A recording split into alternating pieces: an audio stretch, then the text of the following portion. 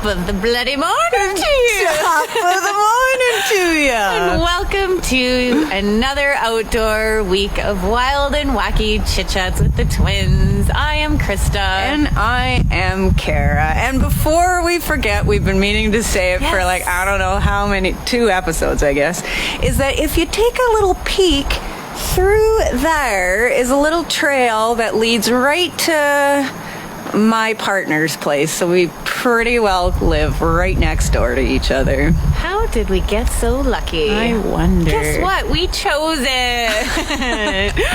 Actually, not consciously at the time, but we did choose it. And we all choose everything that is happening in our lives. And it's actually like really acknowledging and becoming aware of what we're choosing so that we can realize that we choose it. So then if we desire, we can choose something different. Mm-hmm. As annoying as that sounds. Yes. And anything that brings up, will you destroy and uncreate it all? Right, wrong, good, bad, pop, all names, shorts, boys and meows. Hi, Good morning, Nicole. And that's the clearing statement from Access Consciousness that you can look up at theclearingstatement.com. And I hope the wind isn't too... She's a little windy out distracting.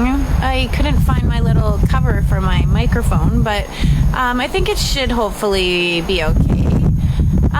So let's start this day anew, all of you all. Find people that are joining us here, and I want you to imagine yourself and everything you believe true about you, and all the definitions you have about yourself, all the points of views and the beliefs that you hold real and true about you.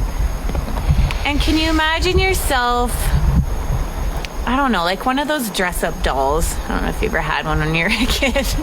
And just like stripping away all of the layers of what you made that little doll into be. And just start it like a fresh blank canvas. Imagine yourself just being totally free to choose whatever you want to choose today. And anything that brings up, will you destroy and uncreate it all? Right, wrong, good, bad, pop, all names, shorts, boys and meows, and all of the beliefs and all of the points of views that you have about your relationship with yourself, with your body, with your spouse, with your partner, with your kids, with your parents, with your family, with your business, with your job, with this show. Mm-hmm. Will you destroy and uncreate all that? Right, wrong, good, bad, pop, all names, shorts, boys and meows. And good morning, Louie, our amazing friend Louie. Welcome to today's show. Good morning. And I wonder how many shows we will have to continue doing outside. Not that we don't have a choice, but it'd be nice to take her indoors. She's a bit brisk out this morning. You know, it's like 10 degrees warmer than it was last week, but the wind has got a little bit of a bite to it. The wind does, yes. And let's start this day with all of life comes to me with ease and joy and glory. All of life comes to us with ease and joy and glory. All of life comes to us with ease and joy and glory. All of life comes to us with ease and joy and glory. All of life comes to us with ease and joy and glory. All of life simply comes to us with ease and joy and glory. All of life comes to us with ease and joy and glory. All of life comes to us with ease and joy and glory. So you might have taken note to our week's episode, which is called What is the Value of Choosing Drama and Trauma? Or Trauma and Drama. What is the value of it? Because there clearly is a value to it. Mm-hmm. Otherwise, we wouldn't keep choosing it. And so you should share your story about how you woke up this morning, because I think it's such a perfect example of where we function from as these crazy beings. I woke up this morning laying in bed and I was just like,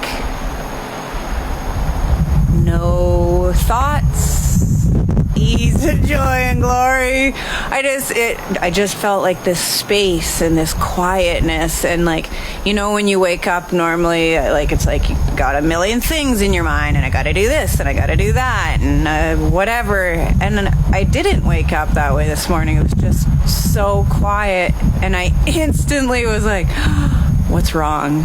What's going on? Like, why am I not freaking out about something, or what? Like, what is this? Something feels weird. This doesn't feel normal. This doesn't feel right. And it was such a huge awareness of all the spaces that we do choose trauma and drama, and that it actually is a choice. Good day to you, Felita. And so, like, that really made me think about that too, because it's like, well, yeah, we're not used to. Like, how much do we go looking for problems so that we can fix them? So that we can be average, normal, and real like everybody else, because it's comfortable being stuck in problems and trauma. It is. Like, there was a bit of uncomfort with the ease of how I woke up. And even once I got into the shower, I was like, it's too quiet in my mind. Like, I need to think of all the problems that I must have, you know? And like, oh my gosh. So that you can then go into the problem, so then you can feel like the heaviness of it all, because it is a lot. And Mike says drama entertains people. You are absolutely correct. Good morning, Leanne. Is a good value of it. And I love problems. We were talking about that, how you were reading Shannon O'Hara, the founder of Talk to the Entities, and she was like, that woman's, the headline in the newspaper, woman chooses happiness for no apparent reason, you know, like people... Yeah, that's boring, right? And really what it all comes down to, it's not even that it's boring, it's scary. Because when you're busy focusing on drama and trauma, you don't actually have to take a good look at your life. You are distracting yourself. It's like the hamster wheel, like where you just like get carried away in like this drama and trauma for hours, days, weeks, years, lifetimes. Because when you're silent, it's like being in that meditative state and you're being you. And you're like, oh, I have to choose now. Like, what do I want? And how powerful and potent am I? No. I don't even want to go there. I don't even want to face who I truly am. So let's create a bunch of problems in my life, right? Oh my gosh. Which leads people to like all sorts of bad habits, like drinking or overeating or indulging. And it's like, we think that we're happy with our problems, but are we truly happy being stuck in trauma and drama? Because we're always then like wondering how we can get out of it and why this is happening to us, and like everything is happening to us, but it's actually not that way. We're actually choosing it. So what if we didn't have to? And what is the value of choosing trauma and drama? Like, I just really invite you to sit with that for a minute. And like Mike said, it entertains people. Exactly. Yeah. And there's nothing wrong with it. No. Like, that's the thing, that there is no wrongness to it. There is no right and wrong in anything. But I do... And I wonder what is possible beyond it all. Like, yeah. I wonder if life truly could be simpler than we let it be. Yeah. And so I will share an example of my morning, and I've probably talked about it before. I know I have in some of our private groups about the constant trauma and drama that goes on with me and my oldest daughter, who's 10, and 10 going on 16. Oh, teenager. Like yesterday morning. Okay, so I can be a little bit of a sucker and be manipulated by my kids pretty good. And I'm aware of that. And so I've drove them to school several times until, you know, before Christmas, the last few weeks before Christmas, I'm like, all right, it's nice out. Like, I'm not driving you guys to school anymore. We live 3 blocks away from the school. It's nice out. You could use the exercise. You could use the fresh air. And so every morning was a headache. And Izzy, my 10-year-old, would just couldn't understand why she has to walk to school. Like, nobody else has to walk to school, which they do, because when I've drove them, there's like all sorts of kids walking to school. And so yesterday morning, she was just ticked right off at me, and she left the house without even turning back to say goodbye to me. And I was like, bye, Izzy. Nope. Carrying on. And then my little one, Cammie, bye, mama, love you, have a good day. So this morning rolls around, same thing. Izzy got to get out of bed 20 it's like, after what's that 8. show? Groundhog's Day. Oh, that is, I thought of that. It just felt like Groundhog's Day. And I wake her up at 8 o'clock, knowing that, by 10 after 8, I expect her to get out of bed. So 20 after rolls around, and I'm like, okay, Izzy, like, enough's enough. Like, get out of bed now. You got to be on your way to school in like 20 minutes, like walking to school. So she gets up and she's just dragging her body, and I just feel like all of this rage boiling inside of me, like trying not to like explode on her, because I know it's not going to do any good. It might feel good for me in the moment. It might get her moving, but it's going to end in tears and more drama and more trauma. And I was just like begging the universe to show me what else was possible with this all, so that it didn't have to feel so heavy every morning.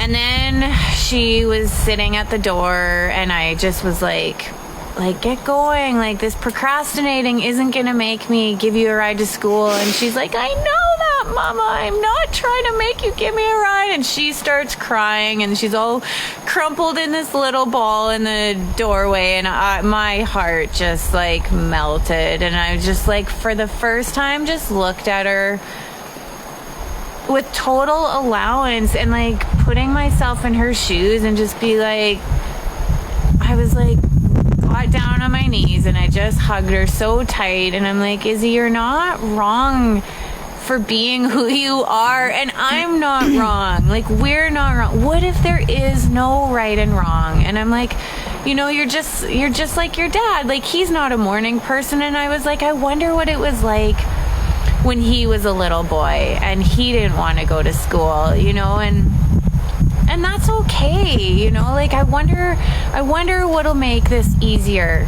in the mornings.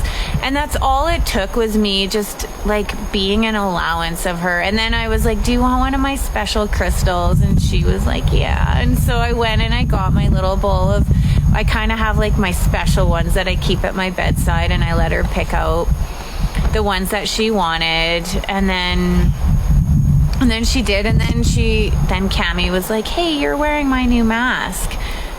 And Izzy's like, it's my mask. And then they started kind of arguing, and I just was like, Cammie, like, would it be okay if Izzy just wore your mask today, and we could figure out whose it is? And what if none of it matters? Like, can we just make it easier right now? And they both just like, they did. And then we were talking about it after, and it's like, if we go into someone whose walls are up, and we go in pushing with our walls up, which is what, like, human nature. Like, think of any time you've ever approached anyone whose walls are up. What happens? You want to match that energy, and up go your walls. And what happens?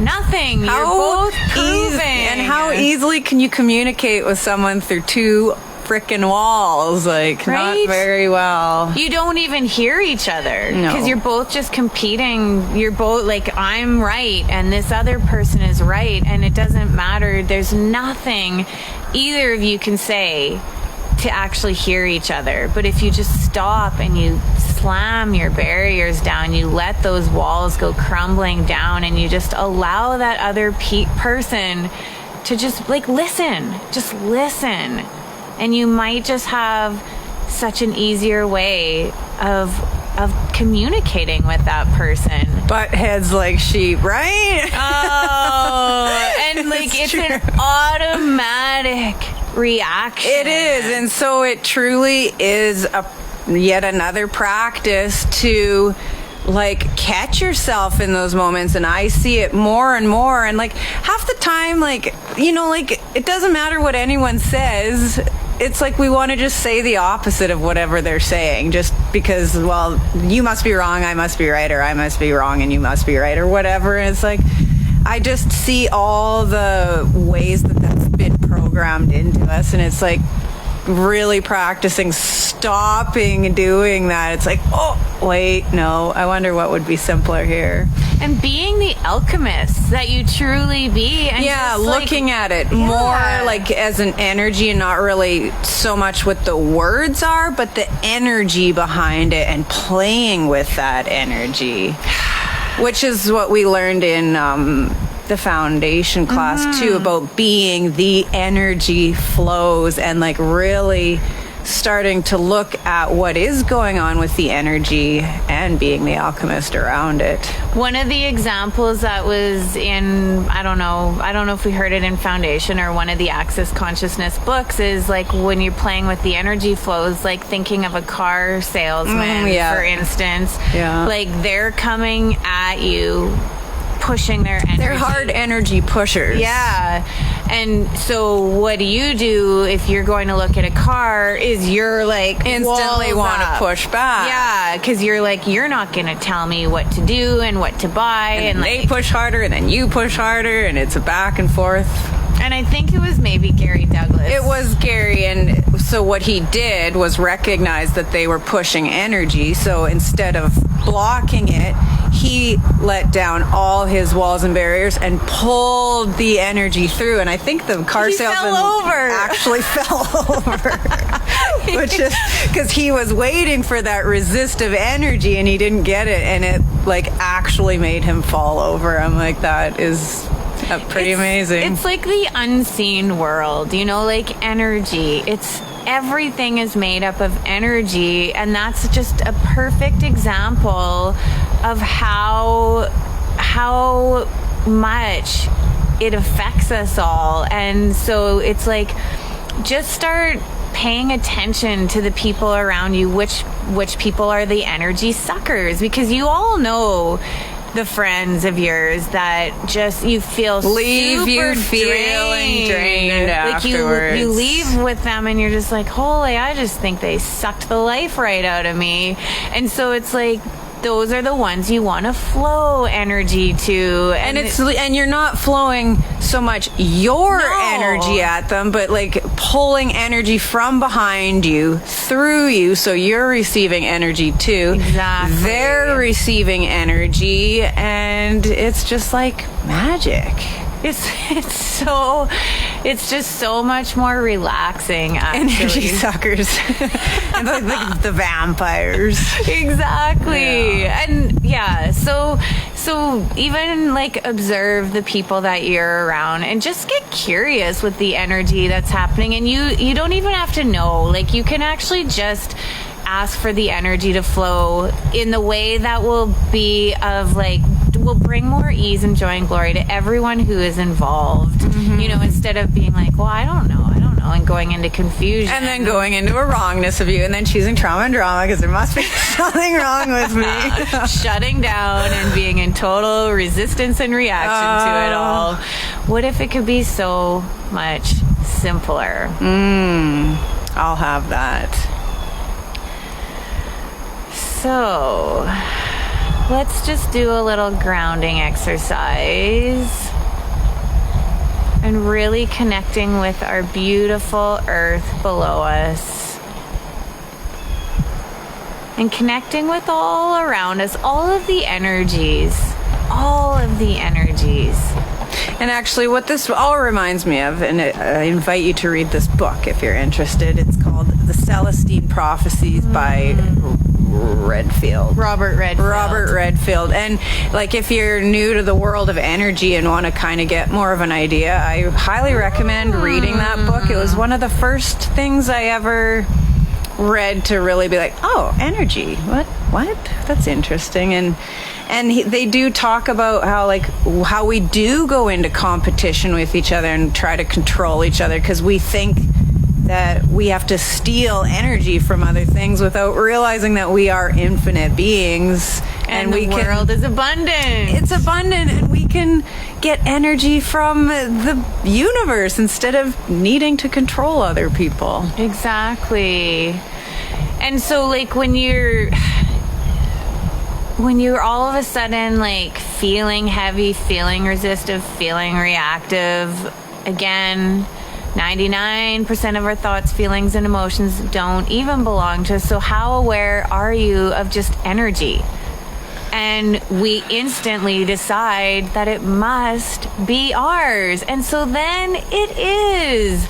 And like I was just telling Kara this morning, like we've both had hip pain for years. And like I blamed mine on the hard floors at work because it must be hard on your body to be pounding I blamed those mine hard on my floors. office job. Yeah. And so I just said to Kara this morning, like, I don't have hip pain anymore, except sometimes I do.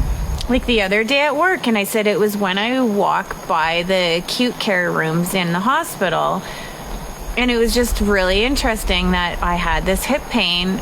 And I smiled with delight because I'm like, you're not mine. I am aware of this energy, but I'm not buying it.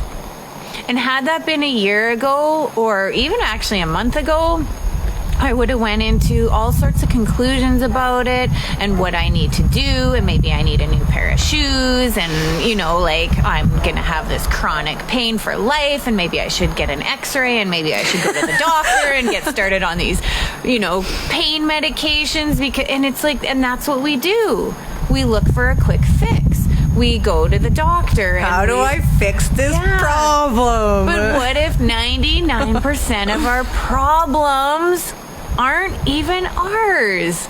A little thing to think about, because how many people, I work in healthcare, so I see how, like, there's people that are on up to like 22 to 25 different medications a day to keep their body functioning, to keep them alive.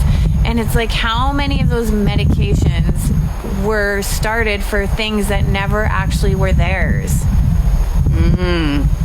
And that may sound super far-fetched and super crazy, because I also would have believed that to be a bunch of hocus pocus until I've started recognizing every time things enter into my world, as soon as I get curious with it and as soon as I ask questions, it goes away as if by magic. Like that hip pain thing is the hugest thing for me. I know, yeah. I was like, oh yeah, I haven't had hip pain in a long, long time. I used to get chronic headaches at work every day at 4 p.m. Massive headache. Pounding water, pumping Tylenol into my body. Haven't had that since I realized and asked a question of who does this belong to. I've never had a headache at work since, and if I do, I'm on top of it. It's like, is this mine? Checking in, yes or no. And then not being in judgment of the energies too. Like we were talking, we've talked a lot about it in our groups lately. Like we get this sense of this energy, and it's something that's not familiar, so we instantly judge it and decide it's wrong. But it's like, what if it's just an energy? Define what it is and what it has to mean, and yeah. So let's start playing. Yes. Playing with the energies, playing with just becoming aware of what is your body aware of? Like, what are your ailments, your aches and your pains, or your thoughts and your feelings? And like, are you an anxious person? Are you a paranoid person? Does it belong to you, or does it belong to someone else? And let's take in a whole nother realm here. And is it spirit awareness? Are you aware of the unseen world in more than one way? And what if you could just start asking questions about that and becoming like the energy detective of your world? Yeah, absolutely. And so we kind of got sidetracked on our energy exercise. Oh, okay. Well, yeah. So let's do that. Let's just tap in What if we could always be a walking, talking meditation? And it goes back to how you woke up this morning.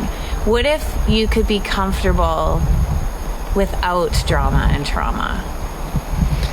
Comfortable with all of that space and quietness. So tapping into our beautiful planet, that what I loved so much that you said this morning, I think it was in Fire Your Demons, that we came in and we chose this beautiful, abundant, magical, magnificent, resilient planet of Earth. I'm pretty happy I chose to be here. It's a pretty beautiful place. And being out in all of the elements of Earth, tapping in to Mother Earth, and imagining roots growing down through your feet, going deep down, down into the earth, and just allowing all your thoughts to just flow away, all of the energies you're aware of. What if you could have no point of view about any of them? And connecting with the earth and drawing up through the roots into your body all of the nurturing, loving, gentle, kind, no point of view energy of the earth.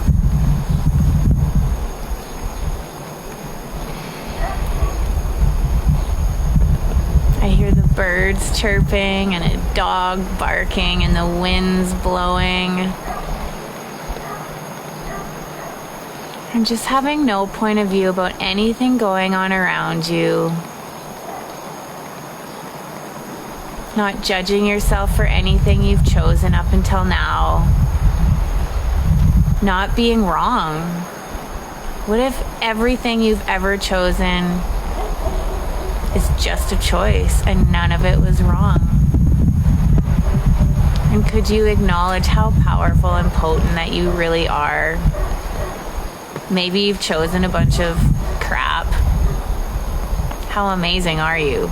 Like, really, how amazing are you? And anything that you don't want to hang on to anymore, just allow that to flow down into the earth. All those stuck, hidden places where you've hung on to and clung on to all of the choices that you made because you have to own them and you have to be responsible for them. You have to figure them out. They must be significant. They must be real. What if you could dissolve all of that and allow our Earth's energy to break all that up and suck it out and recycle it into the earth?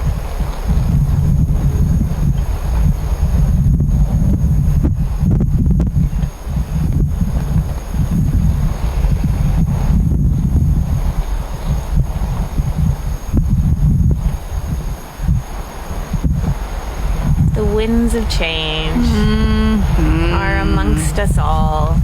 That just instantly makes you feel like gratitude, really, and tingly feet. So much gratitude.